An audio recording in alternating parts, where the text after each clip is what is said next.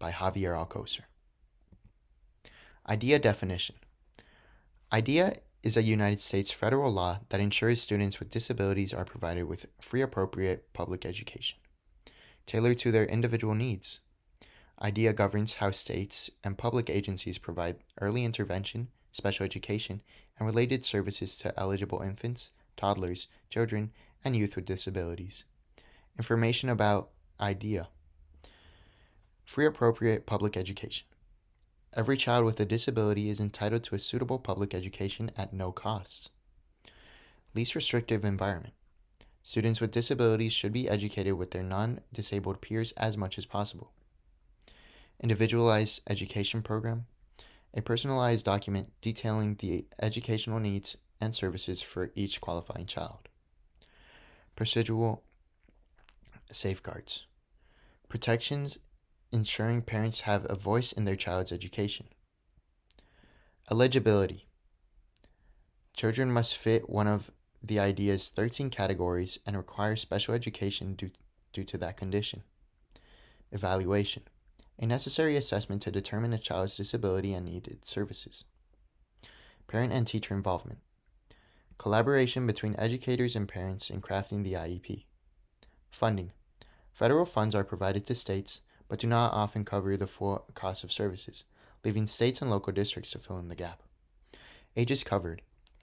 IDEA serves children from birth to 21, split into Part C, birth to 3 years, focusing on early intervention, and Part B, ages 3 to 21, offering special education to school-aged children. Diversity within the group. The spectrum of visual impairment is vast, encompassing a range of conditions from mild vision difficulties to completely blind. It's essential to understand the diversity within this group to provide appropriate and small accommodations. Mild visual impairment. Individuals with mild visual impairment might experience blurred vision, reading small print with difficulty, or trouble distinguishing objects at a distance. A few common solutions. Prescription glasses or contact lenses are often sufficient to correct these issues. Regular eye checkups are crucial to monitor and adjust prescriptions as needed. Moderate visual impairment. Those with moderate visual impairment have significant vision difficulties that can't be covered with standard glasses. They might struggle with daily tasks like reading, recognizing faces, and navigating unfamiliar places. A few solutions. Specialized tools such as magnifying glass, screen readers, or large print materials that can be beneficial. Adaptive technologies like electronic magnifiers or screen enlargement software can also be employed. Severe visual impairment and blindness. Individuals in this category might have very limited vision or none at all. They often rely on non-visual methods to interact with the environment and access information. A few solutions. Braille is a tactical writing system used by many blind individuals. Those tools often include white canes for navigation, talking devices, and screen reading software. Orientation and mobility training can be crucial for independent navigation. Specific characteristics. Visual impairment ranging from low vision to total blindness presents a set of distinct characteristics that affect an individual's interaction with the world. Understanding these characteristics is pivotal in empathizing with and supporting those with visual challenges. Difficulties in reading or seeing details.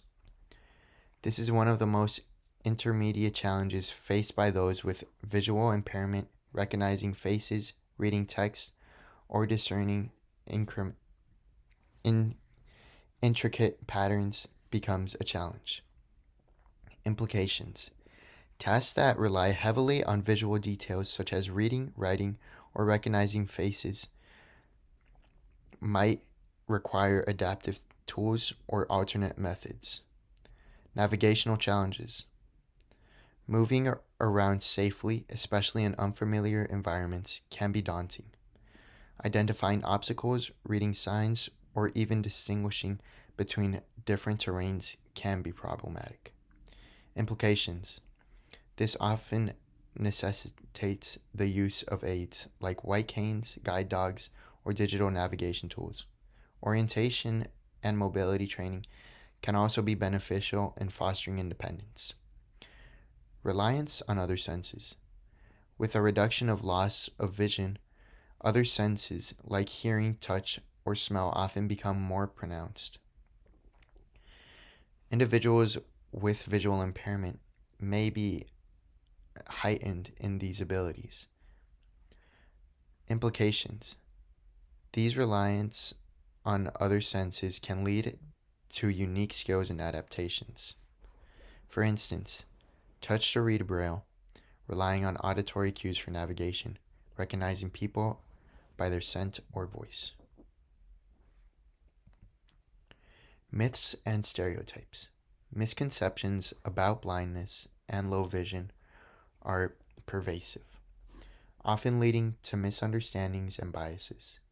Addressing these myths is crucial for fostering a more inclusive and informed society. All blind people see complete darkness. Reality: blindness is a spectrum. While some individuals might experience total darkness, many have varying degrees of vision, perceiving light, shapes, or even colors.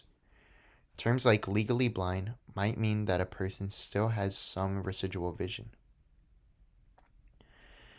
People with blindness have heightened other senses. Reality: while many individuals with visual impairments develop sharper skills in other senses due to increased reliance, it's not the universal truth. It's more about adaptation and practice rather than an innate superhuman ability. They can't be independent. Reality: many people with visual impairments lead independent lives, navigating the world using tools, training, and technology. They can have many careers, hobbies, and travel just like anyone else. Independence is often about having the right resources and support rather than in the absence of a disability. Tips for educators. Educators play a pivotal role in shaping the learning experiences for students with visual impairments. By adopting specific strategies, teachers can create an inclusive and effective learning environment. Use of clear verbal descriptions. Explanation: instead of relying solely on visual cues, provide detailed verbal explanations. For instance, instead of saying, "Look at this," describe what this is and its relevance. Benefit: it ensures that students with visual impairments can grasp concepts and participate in discussions without feeling left out. Offer tactile learning materials. Explanation: incorporate materials that students can touch and feel, such as raised line drawings, textured maps, or 3D models. Benefit: tactile materials cater to those to the sense of touch, allowing students to understand concepts in a hands-on manner, complementing their learning style. Ensuring digital content is accessible. Explanation: use of platforms and softwares that are compatible with screen readers. Ensure that images have alternate text descriptions and that the videos have captions or audio descriptions. Benefit: digital accessibility ensures that all students, regardless of their visual abilities, can access and benefit from online resources. Strategies and accommodations. To foster an inclusive learning environment, educators must implement specific strategies and accommodations tailored to the needs of visually impaired students. These adaptations ensure that every student has an equal opportunity to succeed. Provide text in Braille or large print. Explanation: depending on the student's level of visual impairment, offering materials in Braille or large print ensures that they can access written content. Benefit: this adaptation ensures that visually impaired students can engage with reading materials independently and effectively. Use of audio resources. Explanation. Incorporate audiobooks, podcasts, or voice recordings into the curriculum. These resources cater to auditory learners and those with visual impairments. Benefit. Audio resources provide an alternative to traditional reading, allowing students to absorb information through listening. Allow extra time for tasks. Explanation. Recognize that some tasks, especially those that rely heavily on visual content, might take longer for visually impaired students. Benefit. Providing additional time reduces pressure and allows students to complete tasks at their own pace, ensuring comprehension and retention. Use of tactile graphics and 3D models. Explanation. Tactile graphics like raised line drawings and 3D models can convey visual information through touch. Benefit. These tools offer a hands-on approach, allowing students to grasp complex concepts through tactile exploration. I've prepared to show you all a video.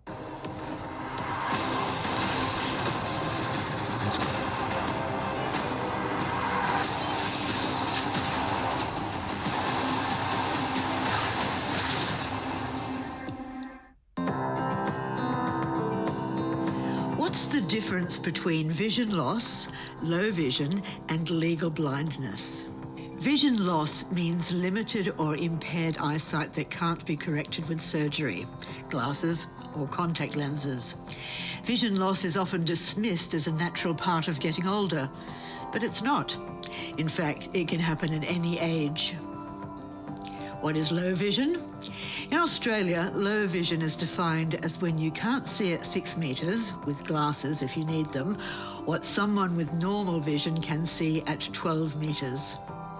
Low vision often involves a loss of sharpness, a smaller field of vision, sensitivity to light, distorted vision, or the loss of contrast. Different eye diseases affect vision in different ways.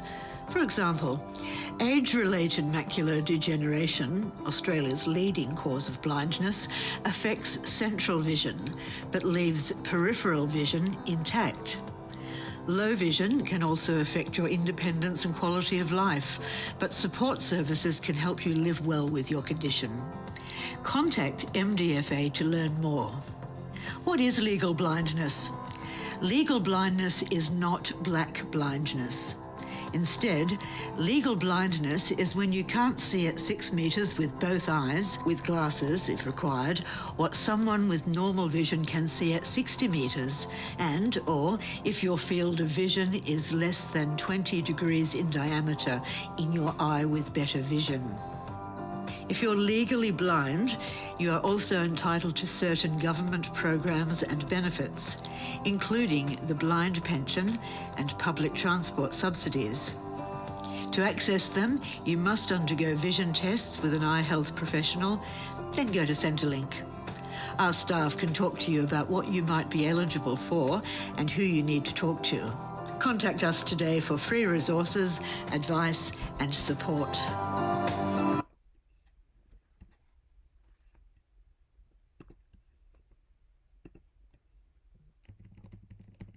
Sorry. Checking for understanding. So right here, I'm just gonna quiz really quickly, and I'll give you guys 1 minute to 1 minute to answer each question, and then I'll reveal the answer. So the first one is, which strategy is not typically used to support visually impaired students in the classroom? We have these options: using bright colored text, providing text in Braille, using audio resources, and offering tactile learning. The next question is, what does the least restrictive environment principle emphasize? Segregating students with disabilities, educating students with disabilities alongside their non-disabled peers as much as possible, providing only digital content, limiting tactile learning materials. And the third one is, which of the following is a common myth about blindness. All blind people can play the piano. People with blindness cannot use technology. Blind individuals often use Braille for reading, and people with visual impairments cannot lead independent lives. What's my objective with this? To evaluate the viewer's comprehension with the material discussed, especially regarding visual impairments and the strategies and accommodations that are beneficial for individuals with these challenges. Now the answers. For number one, it's using bright colored text, because a few of the visually impaired students will not be able to understand colored text. For number two, it's letter B, educating students with disabilities alongside their non-disabled peers as much as possible. And for letter C, it's A, all blind people can play the piano. Resources and handout. Those eager to delve deeper into the topic of visual impairments and strategies to support individuals with these challenges, a curated list of resources can be invaluable. Additionally, providing handouts ensures that participants have a tangible reference to revisit the content. These are the resources I'll put for you guys. A few websites are National Federation of the Blind, a comprehensive resource offering information, support, and advocacy for individuals with blindness. American Foundation for the Blind, a site dedicated to expanding possibilities for people with vision loss. I read one of these books, however, I heard the second book I'm going to mention is also very well received. The books are Touching the Rock, An Experience of Blindness by John M. Hull, a profound reflection on the experience of blindness and blindness by Jose Saramago, a novel that delves into societal implications of widespread blindness. Organizations, Learning Alley, a national nonprofit serving students with disabilities by providing educational solutions, and Perkins School of the Blind, an institution dedicated to preparing children and young adults who are blind for a world of fewer barriers. Conclusion. As we wrap up our discussion on visual impairments, it's essential to reflect on the key takeaways and provide an opportunity for the viewers to seek clarity on any lingering questions. Conclusion. Understanding and accommodating for visual impairments ranging from low vision to complete blindness is pivotal in fostering an inclusive and supportive environment. By recognizing the unique challenges and strengths of this community, we can be better tailored on our approaches to education, communication, and daily interactions. Importance. Every individual, regardless of their abilities, deserves access to quality education and the opportunity to lead a fulfilling life. Equipping ourselves with knowledge and empathy, we can be allies and advocates for the visually impaired community.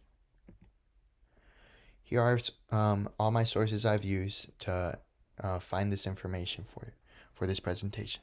Thank you all so much.